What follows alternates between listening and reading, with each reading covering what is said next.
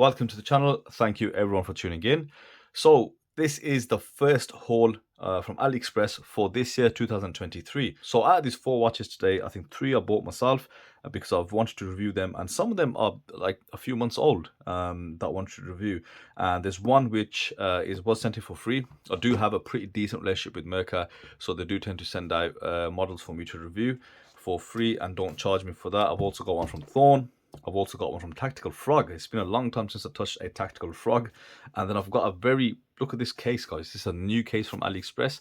So we've got these Pelican cases, and then this is such a smaller version, and I really like that. Very compact, and yeah, I think that's great that they've done that. So let's start opening these boxes. Let's see what we have.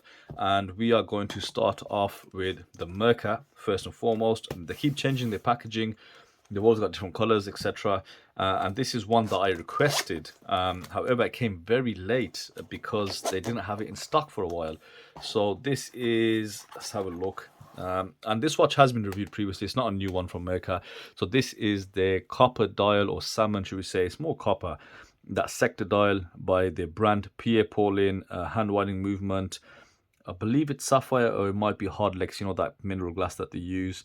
And I really like, this new 38mm range that Merkur have been doing. And when they came out with this, it's a design I definitely can appreciate. Slightly Art Deco, does remind me of Vario watches, but there's something about it which is quite charming. So I thought, let's get this watch in. And as I said, the time I wanted to get it, they were out of stock for a couple of months. So this has just turned up. So this is more so for me to get my hands on this.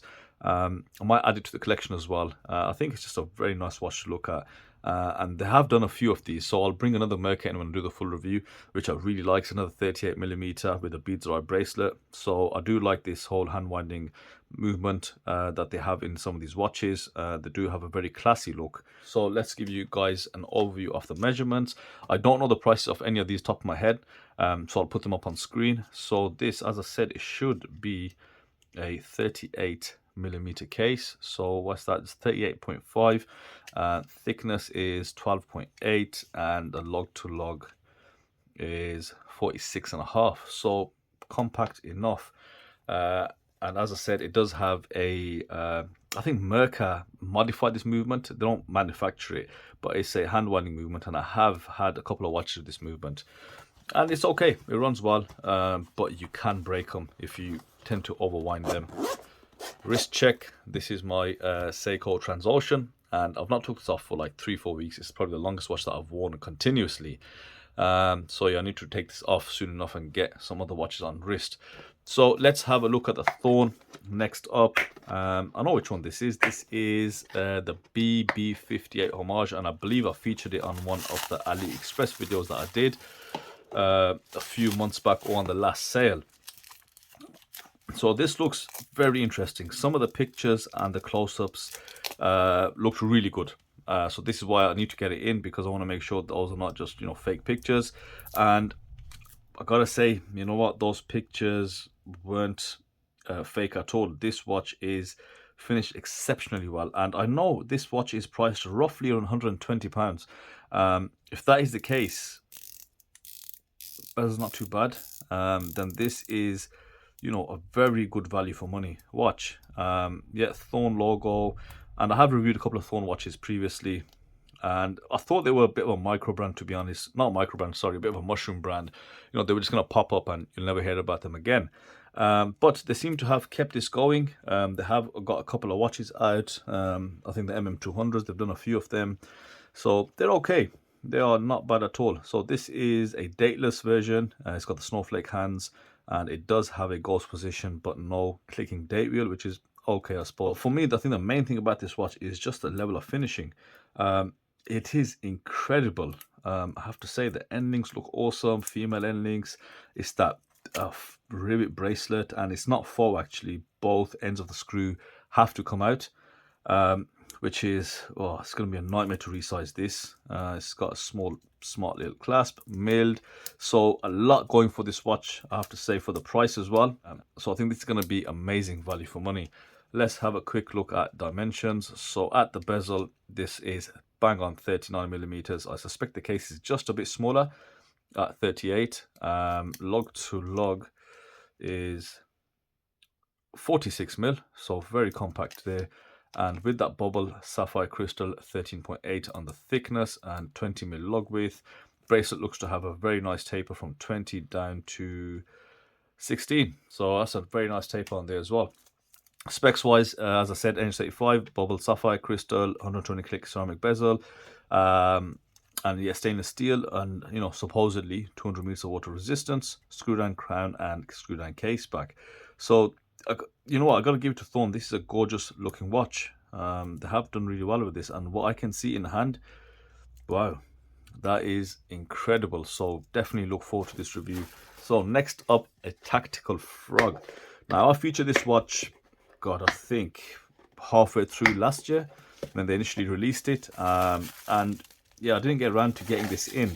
So as I said, this year around I thought, you know, I have to make the purchase and get this in to review it. So this is the Speedtimer Homage from Tactical Frog. Now, you guys probably heard of Tactical Frog or know about them from the Doxa Homage. I featured them on this channel when they first came out with it, and they were the first brand to come out with the Doxa Homage effectively on AliExpress. Yes, a couple of glaring issues, and they made, I think, I don't know, 3 or 4 versions till they got it right, but then they still didn't end up getting it right. So yeah, they fell off my radar, to be honest. But then they came out with this, and it did pique my interest. This is why I featured it on one of my AliExpress videos. And this is actually a solar powered quartz movement, so that's new from AliExpress, and I like that they ventured out towards that direction.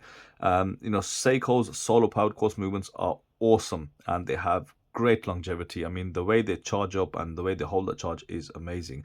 And not only that, the looks of this watch, they've done really good job, I have to say. I mean, it's that Daytona setup, and they could have gone the route of doing a Daytona homage. However, they went for something which does clearly look like the Speedtimer. You got 3 sub dials. You got that frog at the 12, and I never actually had an issue with the frog. I thought it was something unique to that brand. Have you got screw down? Yeah, you got screw down pushers, and that red tip on the second hand working great. And oh, I love that sweep from the quartz movements, and your sub dials are all functioning. It looks good, guys. I gotta say, it does look really well made. A few different colors. I went for something a bit toned down. They do have a very bright, I think a Tiffany blue, but I think we're over the whole Tiffany ordeal. So in terms of dimensions, yes, 41mm at the case, 13.3 millimeters thickness, and lug to lug is just under 49mm. End links seem to fit okay. You do have male end links, so with those male end links, what are we looking at? We are looking at 53mm. The bracelet is a standard 3-link bracelet. It looks okay. Screw-in links, okay, so that's good. And then you've got these new updated clasps, which San Martin sort of introduced us to, with the Tactical Frog printed across there. Of course, I'll get this unwrapped for the full review. And so far, it looks good. Hydro resistant to 200 meters. Yeah, very interesting. I'm glad I actually bought this. So let's get this put back, and let's open the last one. So the last one of the bunch in this much more compact revised Pelican case. That's a loud click, guys. It's very loud. Let's see what we have. Okay, this is one from a brand which I haven't featured yet. A lot of people know about it, and I have spoken about this brand a couple of times before. And there's one watch in particular which I wanted to get from them, and I never got around to it just based on dimensions. So this is from a brand called Apex Ray. Now, you savvy AliExpress guys out there that know your way around AliExpress and all the watches, and they're very familiar with a lot of the brands, should know that Apex Ray came out with a Seiko Tic Tac collaboration homage. I think the Seiko Tic Tac. I'll put a picture up on screen if I can find it. And yeah, it looks like a baby alpinist, but bit of a nicer case, more of the traditional alpinist case. And I really wanted to get one because I had hopes to modify it, because I think that case is just right. However, the one they did was 40mm, and that put me off. I wanted something more along the lines of the 38. Now, so this I found on the Heimdall store. It's a Gen 4 Monster homage. Now, Heimdall absolutely smashed it at the park with their Gen 1s and 2s Monster homages. And then we had, obviously, Seaston deliver us their version, and both watches are It's shocking how well made those watches were, and how close they were to the originals. Now, this from Apex Ray caught my eye because it is a Gen 4 Monster Homage, and I recently wore one on wrist, and I thought that looks quite good. And this one, it's not far from that, you know. And they do have a few different colors, a few very bright colors. What is that? Yeah. And I went for something a bit more subtle. So you can see it's got a very nice kind of pale blue, with some silver printed text on the top.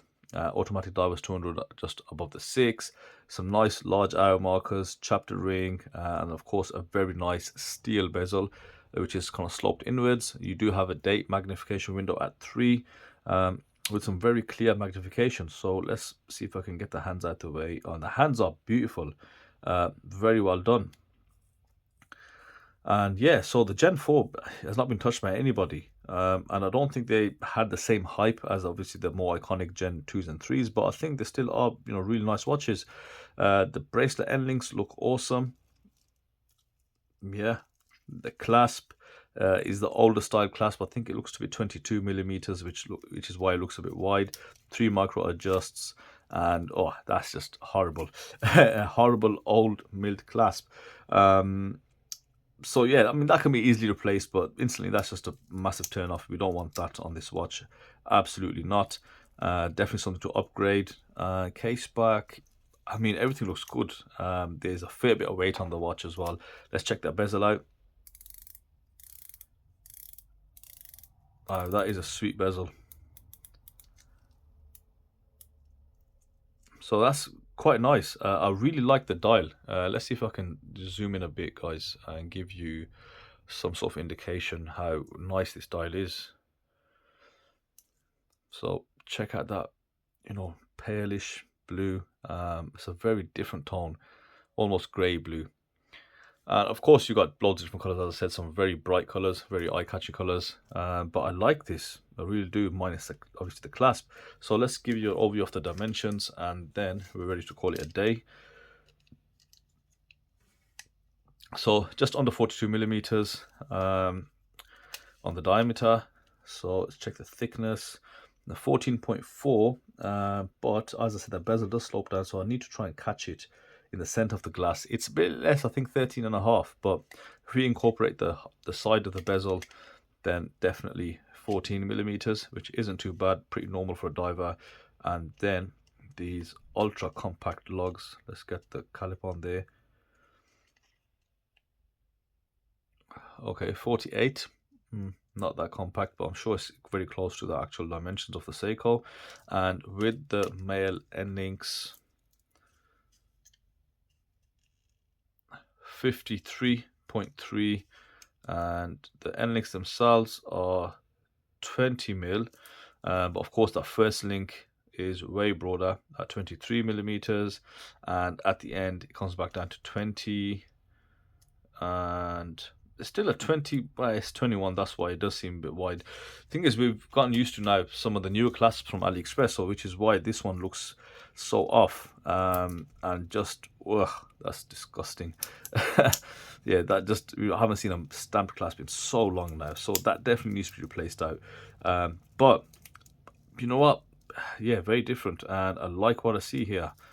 Good, very decent build quality from a brand which I know nothing about, Apex Ray. Okay, so let's put this back. Starting to waffle on a bit, so let's put this all back, and guys, I will start reviewing these one at a time, and please stay tuned, subscribe if you haven't already, so you can catch all these reviews. So thank you for watching, and I'll see you on the next video.